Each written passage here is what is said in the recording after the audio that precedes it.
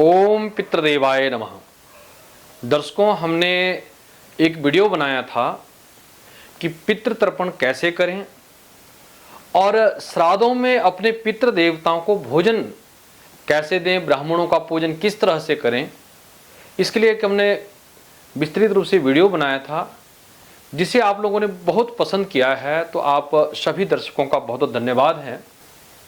और श्राद्ध पक्ष में पूजन के बारे में कई दर्शकों के मन में कई प्रश्न आए हैं, उन्होंने बहुत सी फ़ोन कॉल्स भी की है और कमेंट में भी लिखा है। तो उन दर्शकों के जो मन में प्रश्न हैं, ये आम जन साधारण के मन के प्रश्न हैं जी। तो उन प्रश्नों के उत्तर लेकर मैं आपके सामने उपस्थित हुआ हूं और आप लोग इस वीडियो को अंत तक जरूर देखें और सनातन धर्म के प्रचार प्रसार की इस कार्य में हमारा सहयोग करें। तो दर्शकों, सबसे पहला प्रश्न था कि हमें यदि तिथि ज्ञात ना हो, यानी हमें अगर अपनी पितरों की तिथि ज्ञात ना हो तो हमें श्राद्ध कब करना चाहिए। तो दर्शकों, कई बार हमें अपने पितरों की मृत्यु तिथि यानी उनकी पुण्य तिथि हमें ज्ञात नहीं होती है, तो हम लोग शंका में रह जाते हैं कि हम कैसे करें। तो दर्शकों, हमारे पितरों की सबसे प्रिय तिथि अमावस तिथि मानी जाती है। यदि किसी भी दर्शकों को अपने पितरों की मृत्यु तिथि या पुण्य तिथि याद ना हो तो आप लोग अमावस के दिन अपने पितरों का श्राद्ध कर सकते हैं। सर्व अमावस श्राद्ध इसे कहते हैं, महालय श्राद्ध भी इसे कहा जाता है। तो जिन दर्शकों को अपने पितरों की तिथि याद ना हो तो वो लोग अमावस के दिन में अपने पितरों का श्राद्ध करें। और इस बार सर्वपितृ अमावस 14 अक्टूबर को आने वाली है, तो आप लोग जिन्हें तिथि ज्ञात न हो तो आप 14 अक्टूबर के दिन में अपने पितरों के निमित्त भोजन दान आदि कर सकते हैं। अब दूसरा प्रश्न हमारे दर्शकों ने पूछा है कि यदि हमें ब्राह्मण ना मिले भोजन कराने के लिए तो हम क्या करें।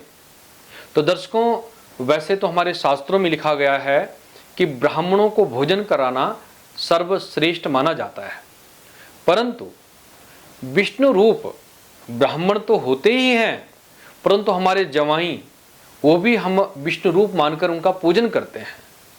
हमारे दहोत्र यानी अपनी बेटी के बेटे जो होते हैं वो दहोत्र कहलाते हैं, तो उनका पूजन भी हम अगर करते हैं, उनको भोजन दान आदि करते हैं, तो वो भी ब्राह्मणों को भोजन कराने के समतुल्य होता है।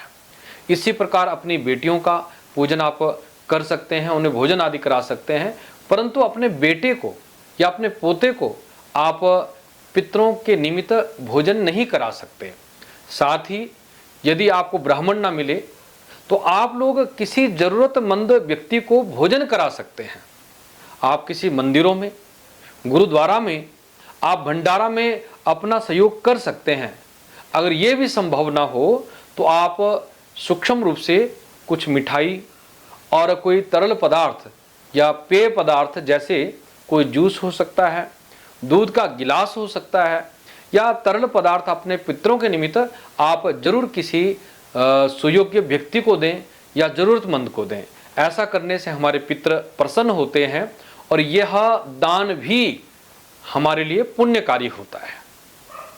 अब कई दर्शकों का प्रश्न है, यदि हम लोग परिस्थितिवश अगर हम अपने पितरों के निमित्त भोजन आदि ना बना पाएं तो हम पितरों को कैसे प्रसन्न करें, उन्हें भोजन दान कैसे करें।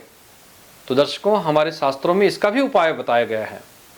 हम बिना पकावा अन्न नसरावा आप दान कर सकते हैं, जिसमें चावल जरूर हों, साथ ही में कुछ दालें और सब्जी भी आप उसमें बिना पकी हुई रख सकते हैं, साथ में कुछ मसाले और उसमें घी तेल जो भी मसाले लगते हैं वो भी उसमें आप रखें अपनी सामर्थ्य अनुसार, श्रद्धा अनुसार।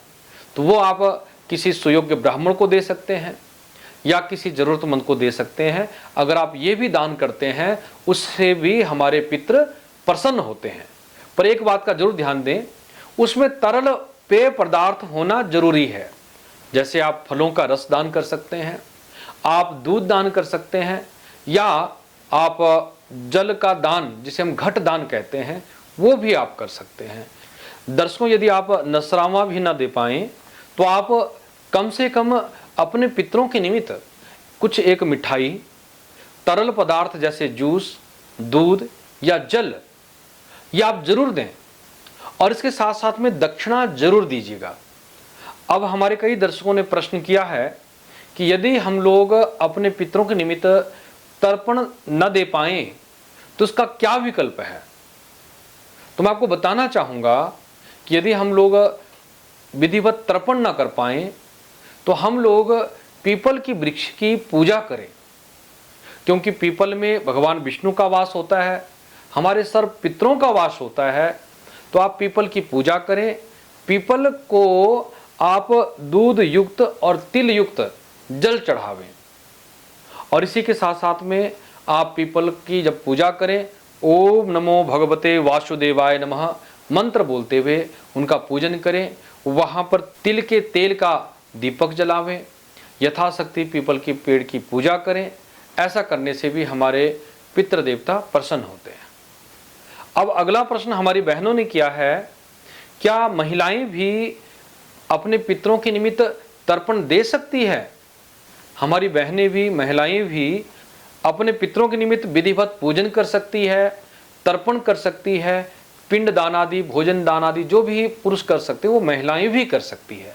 इसमें कोई भी दो राय नहीं है, परंतु इसमें पवित्रता और शुद्धि का ध्यान देना होता है। बाकी महिलाएं भी अपने हाथ से पितरों के निमित्त तर्पण दान आदि कर सकती है। तो दर्शकों, हमारे कई दर्शकों ने प्रश्न किया है, क्या हम लोग अपने माता पिता के श्राद्ध के साथ साथ में अपने सास ससुर के लिए भी श्राद्ध तर्पण आदि कर सकते हैं क्या। तो इसका उत्तर है हाँ, क्योंकि जब भी हम लोग तर्पण करते हैं या पूजन करते हैं तो उसमें मंत्रों में साफ साफ सास ससुर, नाना नानी और अपने सगे संबंधियों सबके निमित्त तर्पण पूजन का विधान आता है। तो आप जब भी पूजन करें, तर्पण करें, तो आप अपने सगे संबंधी जिनके लिए आप देना चाहें तो उसके साथ साथ में आप दे सकते हैं। और अगर महिलाएं भी देना चाहें तो अपने जो भी आपके सगे संबंधी जिनके लिए आप तर्पण पूजन करना चाहते हैं, अपने गुरुजनों तक का भी, अपने मित्रों के लिए भी आप पूजन तर्पण कर सकते हैं। तो दर्शकों, ये थे आपके द्वारा पूछे गए कुछ प्रश्नों के उत्तर। आगे भी आपके लिए हम नई नई वीडियो लेकर आपके सामने उपस्थित होंगे, तो आप इस वीडियो को शेयर जरूर कीजिएगा। अगर आपके मन में अब भी कोई प्रश्न है तो कमेंट बॉक्स में जरूर लिखिएगा, और हमारे चैनल पंडित जवाहरलाल नौटियाल को आप सब्सक्राइब जरूर कीजिएगा, और इस वीडियो को ज़्यादा से ज़्यादा दर्शकों तक आप शेयर कीजिएगा। बहुत बहुत आशीर्वाद। नमस्कार।